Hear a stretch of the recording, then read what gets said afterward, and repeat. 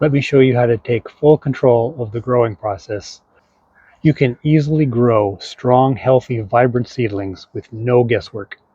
I've been able to step up my hobby to a full business utilizing indoor mini greenhouses. So in this mega video, I'm going to talk about a number of things.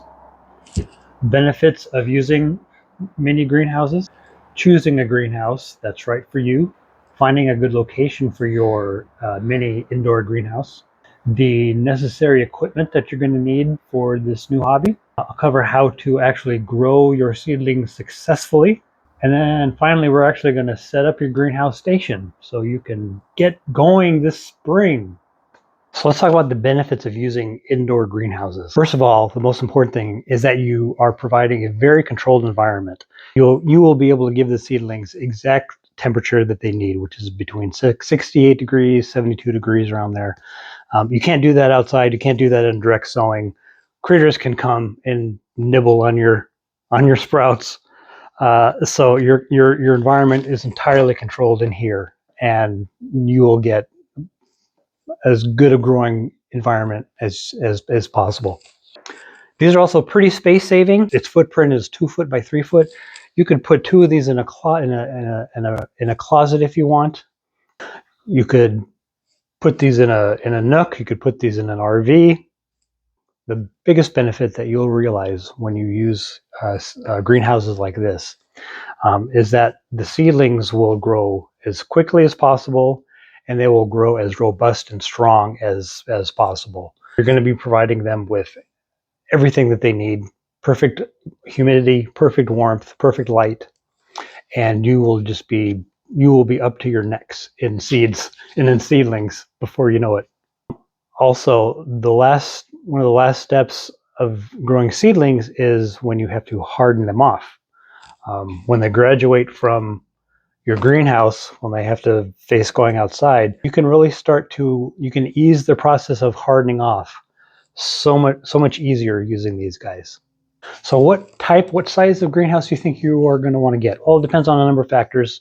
First of all, it depends, I think, on your ambition, on how much you want to invest in the beginning. They do make tabletop greenhouses, which are essentially kind of like humidity tents, and they're probably good for one tray size. These sort of tiered, shelved greenhouses. This is a 4 shelf. I don't think they get any taller. I've seen 1, 2, and 3 shelf units as well. There are some walk-in greenhouses where there will be it's like a U shape of shelves, and then you can walk in. You might have to duck a little bit. I don't think they're quite as space efficient because there's space in there for you to be in there. So you're giving up that space for growing plants. Let's talk about site considerations, where you want to actually place your indoor greenhouses.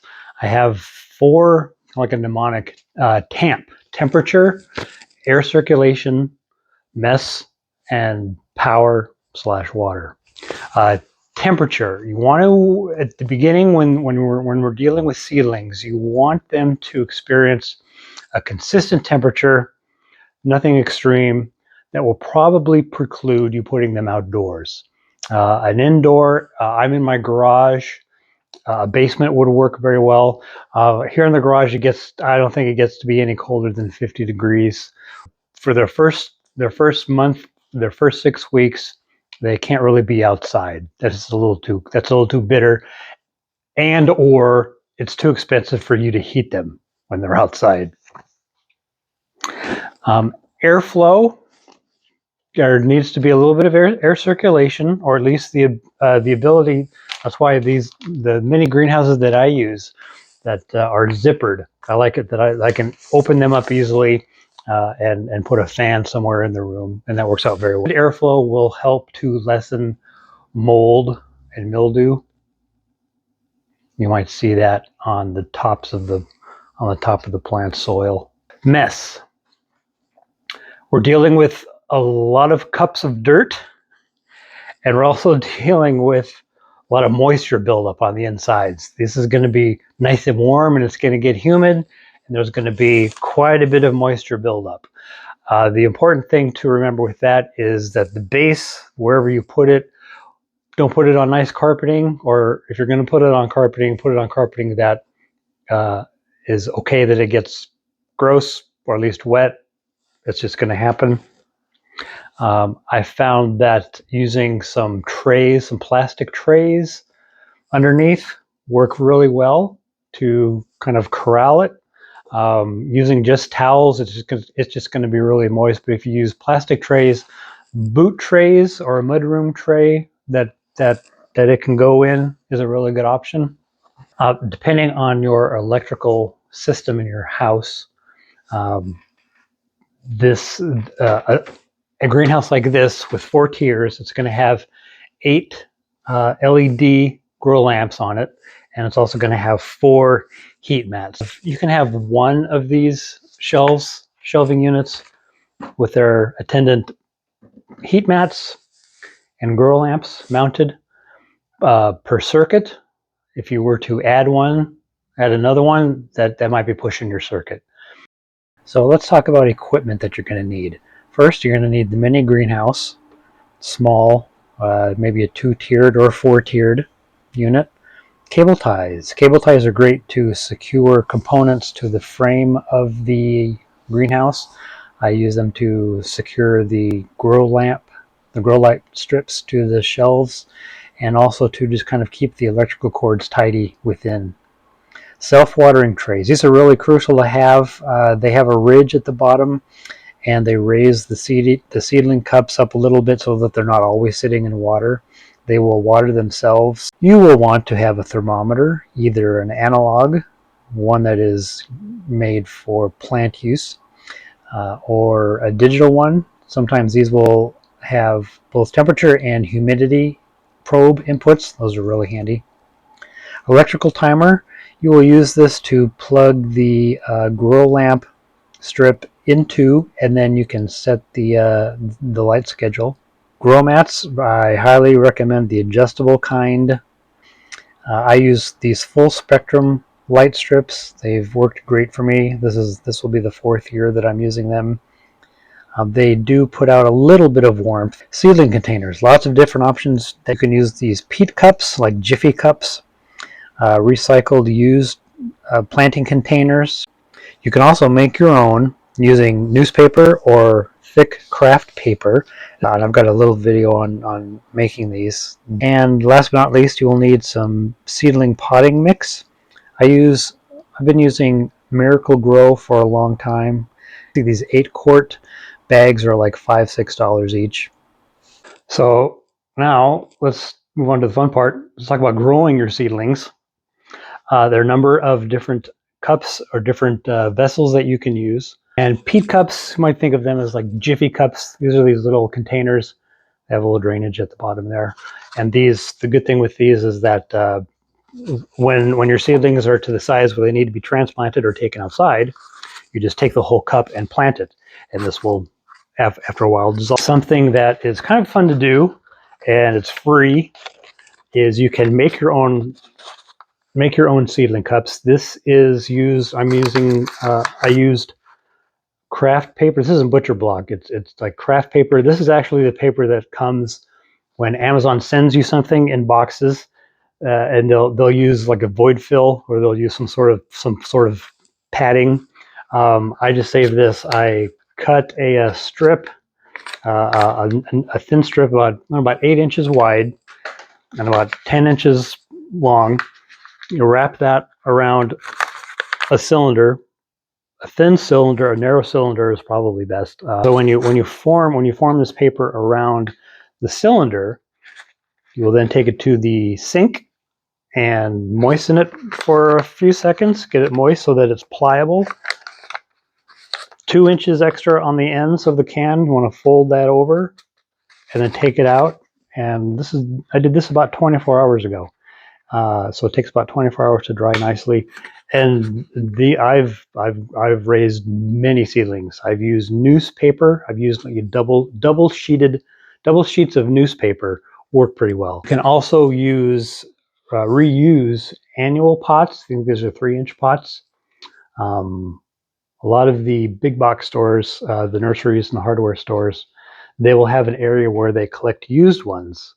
And I thought that they collected them for the vendors to come to reuse. No, they just collect them and they throw them away.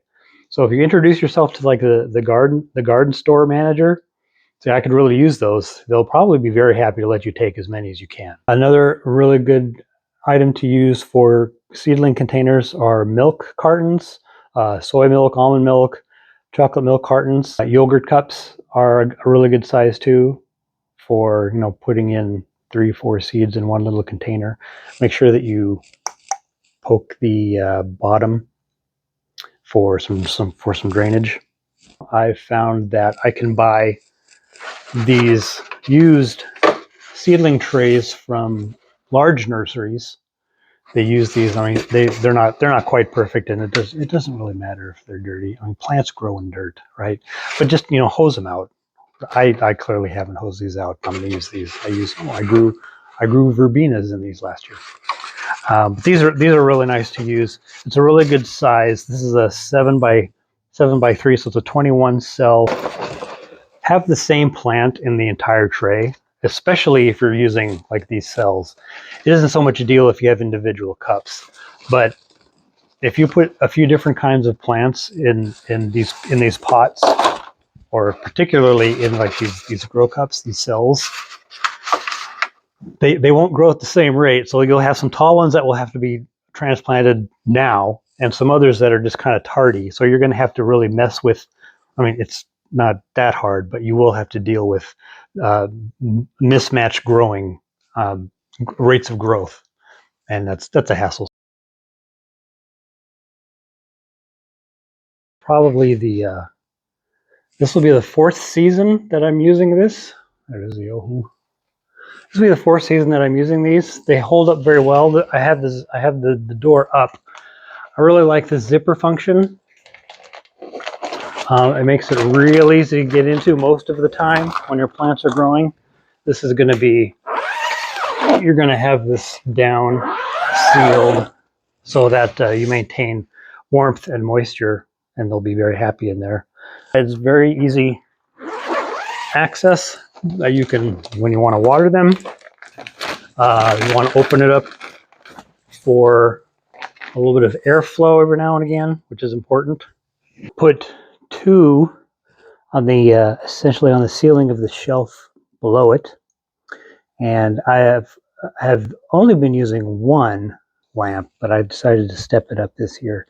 1 grower lamp seems to be pretty good. It doesn't provide even light for all of the seeds, but 2 should have pretty good coverage. If you get this style, this 4-tier of greenhouse, you're going to have to, for the top shelf, I had to fashion these with some dowels. And actually, this kit came with like another support, so that the top was raised. It looked triangle and it looked nice, but it was more important to me to not have the bracing, but to have supports for grow lamps. So I use zip ties a lot. I use a lot of zip ties, and I use zip ties to secure everything to where I want it to go so that it's out of the way. These are really helpful. They're kind of like I don't use duct tape, but I use zip ties on everything. Really helpful. It's a really smart idea to label each of your adjustable heat mats. You will thank yourself later. I'm using these as spacers. On this first shelf here, here's the heat mat. Put the heat mat on top of some spacers so that when I start these, when I first start these seeds, these will be close. These will be pretty nice and close to the grow lamps. As these grow, when they get pretty close, when they get a few inches taller, then I can just remove those spacers and move them down. I would rather use spacers and adjust that than try to mess with the spacing of the grow lamps. That just seems to be more work. So I found spacers to be a better deal. Found a narrow box, works pretty well. Just want to raise it up a little bit closer to the lamp. Whew. Okay, that was a lot. I really appreciate you watching my video. Please give me a like. Helps my channel grow. I hope I was able to convey the fact that using mini greenhouses is a killer advantage.